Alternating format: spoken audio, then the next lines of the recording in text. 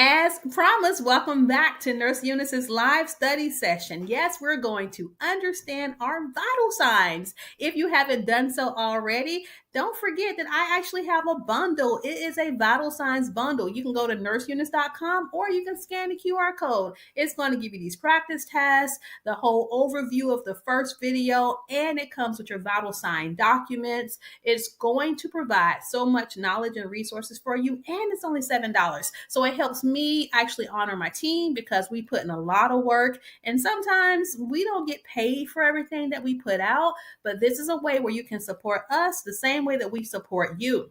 And now there's a QR code on the screen. So if you don't know your skills, and I'm talking about things that you're like, oh my God, how do I take a pulse? How do I count respirations?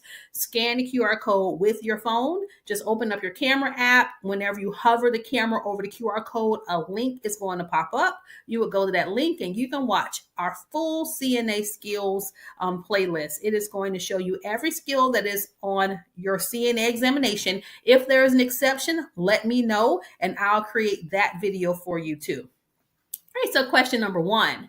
Which of the following is considered a normal range for an adult's resting heart rate? Would it be A, 40 to 60? BPM stands for beats per minute. Would it be B, 60 to 100?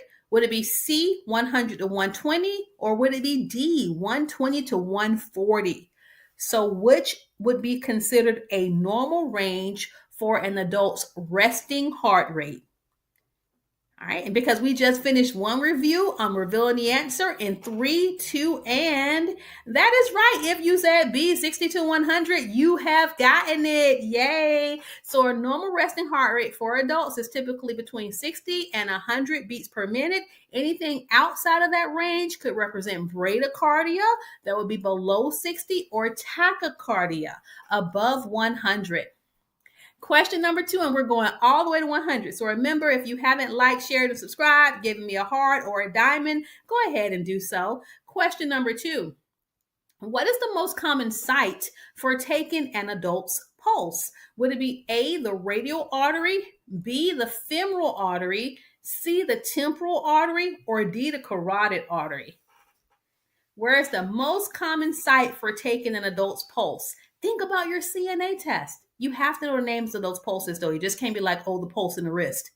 The pulse in the wrist has a name, and that's right. I see Dina on TikTok. Dina said radial, and yes, I see you all too. So the answer is A, it is radial. So the radial artery located on the wrist is the most commonly used site for taking a pulse due to its accessibility and ease of use. Question 3. Which blood pressure reading is classified as hypertension? Would it be A, 110 over 70? And remember that mmHg stands for millimeters of mercury. And so remember, that's talk about pressure. So would it be A, 110 over 70, B, 120 over 80, C, 130 over 85, or D, 150 over 95? Which one, team? All right, revealing that answer in 3, 2, and I see the correct responses. It is D, and the nurse goes wild. So hypertension is defined as a blood pressure reading of 130 over 80. For your nurses, we tend to not really care until it's 140 over 80, which is why I have that on the screen, or higher. So the reading of 150 over 95 is indicative of hypertension. You're doing so well. And we're going all the way to question 25. So we're doing 25 questions. Question number 4. A CNA is caring for a patient who reports dizziness upon standing. What is the most likely cause? Would it be A, orthostatic hypertension, B, orthostatic hypotension, C, tachycardia, or D, hypoglycemia? Oh, I know you're going to get this right. I'm going to drink some water because I know you're going to answer this one correctly. Absolutely. Nope, I tricked you. It's not A. Orthostatic hypertension doesn't exist. I guess it does, but we don't monitor for that because we expect for your pressures to change and elevate when you're up and you're moving. What we don't expect to happen is B. Orthostatic hypotension. We don't expect for your blood pressure to significantly drop whenever you stand up because that can cause dizziness or lightheadedness. Question 5. What is the normal range for adult respiratory rates? Is it A, 10 to 14 breaths per minute? B, 14 to 22 breaths per minute? C, 12 to 22 breaths per minute? Or D, 22 to 28 breaths per minute? Whew, that was a lot. What do you think, team? The normal range for adult respiratory rates. And if you answered C, you are absolutely correct. So the normal adult respiratory rate is between 12 to 20 breaths per minute. Rates outside of this range may suggest respiratory distress. And here's a helpful hint, because a lot of you all, when you take your test is geared toward adults. But some of you are going to want to work in pediatrics. So once you pass your CNA examination, before you go and interview at that children's hospital, I'm going to need for you to actually review pediatric vital signs because their heart rates are lower. Their blood pressures are lower. Let me correct myself, but their heart rates and their respiratory rates are higher. So pass your test, you're going to learn about adults. But then if you want to go work at Wolfson's or Nemours, you're going to have to learn more because your CNA examination is focused on adults, those over the age of 18. Question 6. A temperature of 102 degrees Fahrenheit is classified as which of the following? Would it be A, hypothermia, B, normal, C, afebrile, or D, febrile? And that's right, you just learned your medical terms in our last video. So I'm giving you 3 seconds. 3, 2, and that is right. It is D, febrile. So whenever a person has a temperature that is greater than 99.6, even though your nurses and your doctors, they may not be moving fast because someone's temperature is 99.9. But if it's greater than normal, especially when this person's temperature was 102, that is indicative of them having a febrile state or having hypothermia, which more than likely means that they have an infection that is causing their fever. Question 7. What is the best position for a patient who's experiencing difficulty breathing? So you knowing the vital signs is kind of like 25%. You have to know the vital signs. You have to know what to do when a person has an abnormal vital sign. You have to make sure that you notify the nurse, and then you have to make sure you document it. And then you have to follow up. So it's a lot that goes into vital signs. So with that being said, which of these positions is best for someone experiencing breathing difficulty? Would it be A, supine, B, prone, C, Fowler's position, or D, Trendelenburg? And thank you all for my gifts. I appreciate them. Yay, I'm learning TikTok. I'm sorry, let me focus. All right, and so for question number 7, the answer is C, Fowler's position. That's right, sit them up. So sitting a patient upright helps to ease breathing by allowing the diaphragm to fully expand. Question number 8, we're going to 25. Question number 8, a bedbound patient, bedbound, think of these key terms. A bedbound patient with a blood pressure of 90/60 is experiencing which of the following? Is it A, hypertension? Is it B, hypotension? Is it C, orthostatic hypotension? Or is it D, hypertensive crisis? And don't forget, for my people who are watching on on TikTok, these slides and everything will be available on YouTube this evening. And then I'll upload them to TikTok sometime later. So I'm trying to figure out how to do slides on TikTok, and I don't know how to do that yet. So bear with me. All right. And so remember, for this particular question, the person's bedbound. So a bedbound person is not going to be standing. Therefore, it is not orthostatic hypotension. They just have regular hypotension. It is B. So a blood pressure reading over 90/60 is considered low, indicating hypotension. And the reason why it wasn't orthostatic is because the blood pressure didn't drop significantly with position change, such as standing, because that person was bedbound. Question 9. Which of the following symptoms may be associated with bradycardia? I expect everyone to get this right. Would it be A, shortness of breath, B, dizziness, C, chest pain, or D, all of the above? And let me give you a hint. If you haven't seen an all of the above before and suddenly there's an all of the above, chances are the answer is all of the above. So yes, it is D. So think about what happens when the heart pumps blood. Oxygen is carried in the blood. So if a person's heart is beating slow, they don't have enough oxygen. And so they can become dizzy, they can have shortness of breath, and yes, they can have chest pain due to the decreased blood flow. So bradycardia can cause all of those symptoms. We don't expect you to know that as a CNA. We expect for you to call that nurse into the room so he or she can come and assess that patient. Question 10. When taking an oral temperature, the CNA should wait at least how long after the patient has eaten or has had a cold drink? So you go into my room, I'm your patient, and I am drinking coffee, and you have to do vital signs. I know you're not coming back, but I need you for the test to not take my vital signs right then. Don't take my temperature right then. How long would you wait before you check my temperature? Would it be A, 30 minutes, B, 20 minutes, C, 15 minutes, or D, 10 minutes? Aisha, that's not the right answer for the test. Yes, Melissa, it is A, you all. You have to wait 30 minutes. I know what we're going to do in the real world, but I need for you to pass your test. Remember, this test is about perfect care. It's not about you having 15 patients where you have to rush. If you're going to pass your CNA test, you're providing the safest and the most perfect care. It's not real world. And do we not provide good care in the real world? We do provide great care in the real world, but we have our limitations. It's one CNA is 20 patients. If you try to come back 30 minutes later, you're more than likely going to forget that temperature is never going to get done. So I know what we do in the real world, but I need you to pass your test so you can actually be working in the real world. So answer these test questions the way they're supposed to be answered.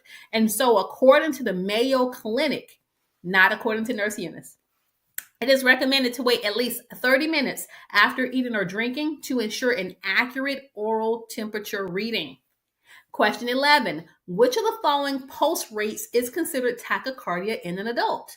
Would it be A, 50 beats per minute, B, 75 beats per minute, C, 99 beats per minute, or D, 120 beats per minute?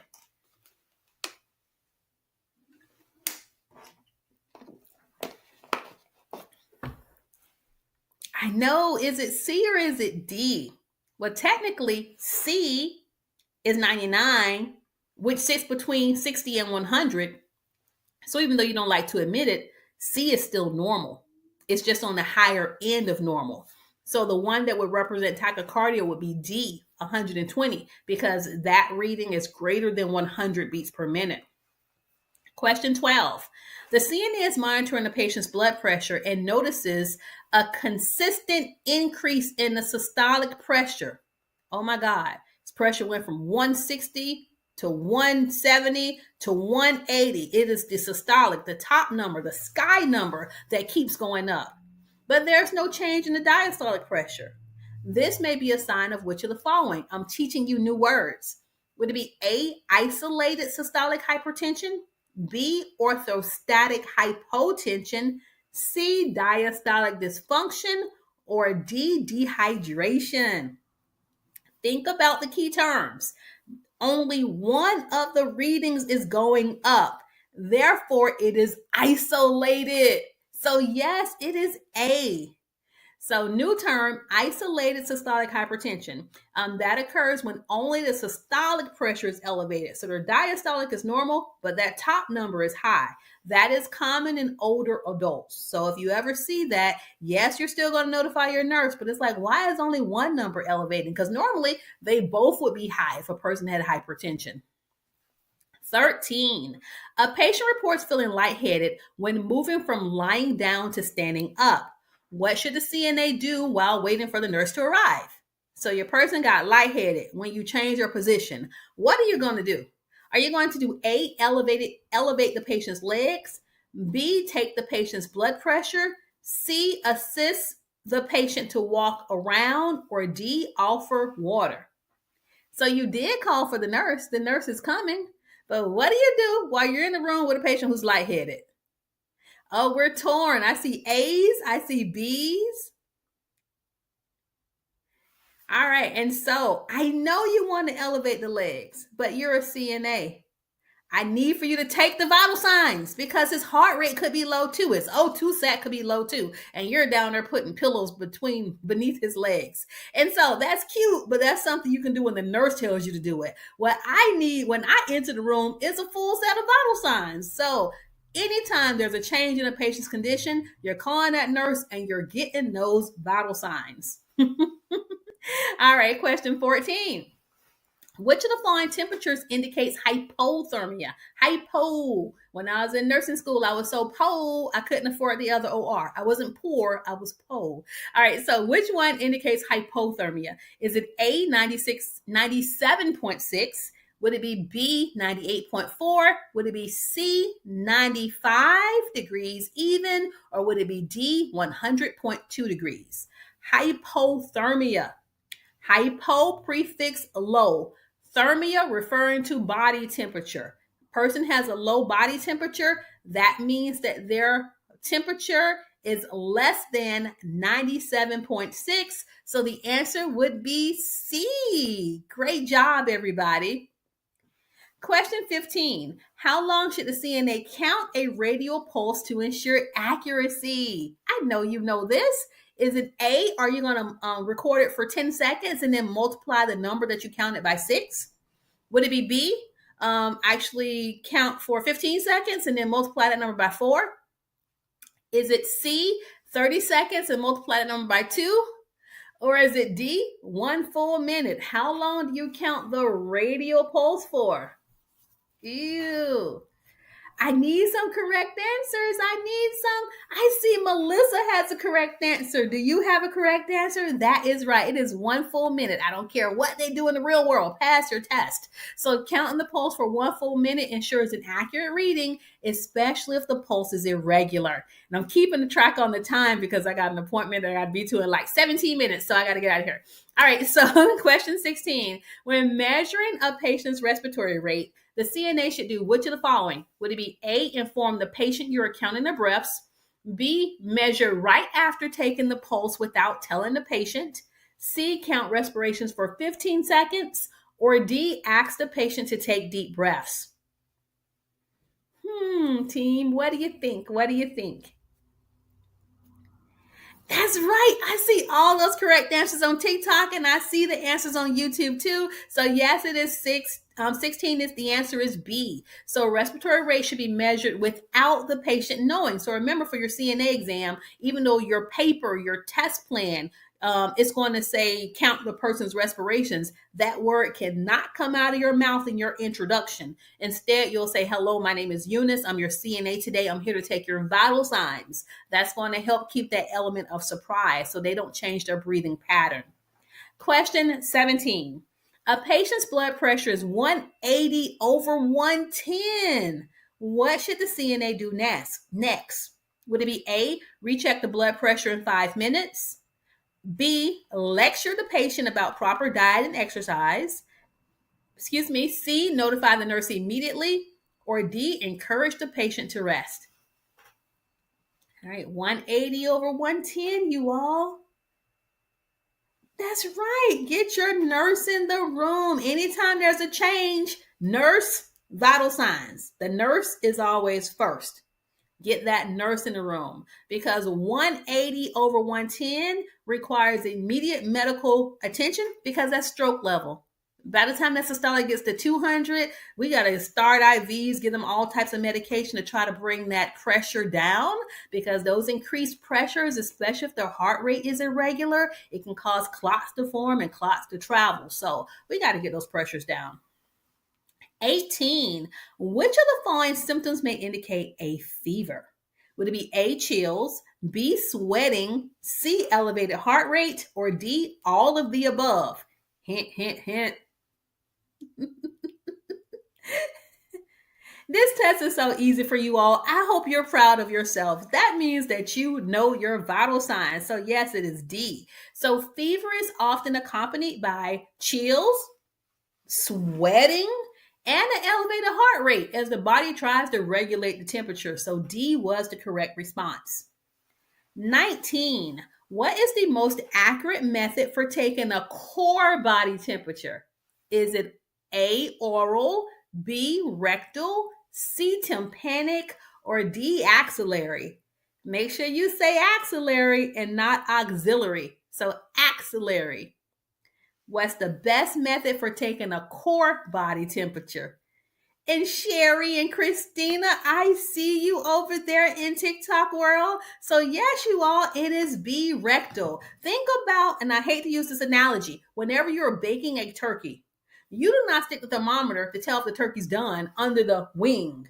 You stick it inside. We need a core temperature. We need a temperature that's internal, that is not affected by the environment. Remember, these hospitals are really, really cold. And so if you have, and let's talk about who we're performing a rectal temperature on. These patients are super sick. So this is ER or ICU. This is not your patient who's on a regular floor. They're on the floor, they're probably going to have a thermal scanner if you're not able to perform an oral temperature on them. So in the ICU, sometimes they have a little wire or probe that will be monitoring this person's rectal temperature. That means that maybe they drowned, they were so cold, they were hypothermic, their body hasn't warmed up yet. We're going to have to go on the inside to get a core body temperature. So that's what we mean by that.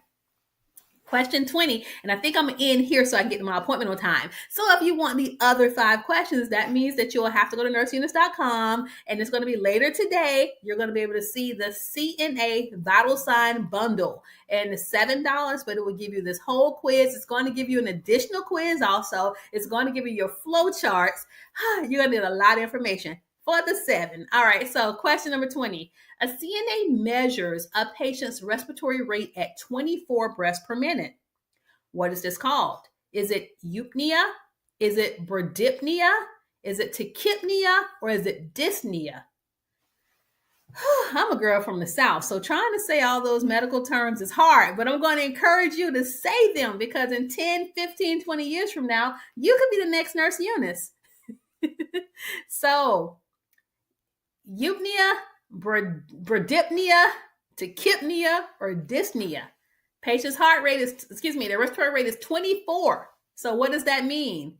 Hey, Cammie. Thank you, Mrs. Pierce. So yes, you are right, you all. That would be C, tachypnea. So tachypnea refers to an abnormally fast respiratory rate, typically over 20 beats per minute. And so what I want to do is I want to go ahead and take you to this last screen because we have our own custom Ask Nurse Eunice GPT. Yes, so you all, I've uploaded a lot of my information into our custom GPT. So you can go there, you can use it to help you create study guides, practice tests, etc. That website is asknurseeunice.com. But so I got multiple websites. Yep. Multiple websites. But if you want to download our vital signs bundle, you can only do that by scanning a QR code or going to my personal website, which is nurseeunice.com. All of the information will be available in the description area. If you're on TikTok, just look at the profile. You're going to see nurseeunice.com. But if you want to use my custom AI, the one that I built for you, you go to asknurseeunice.com. So everybody, I'll see you all in the next video.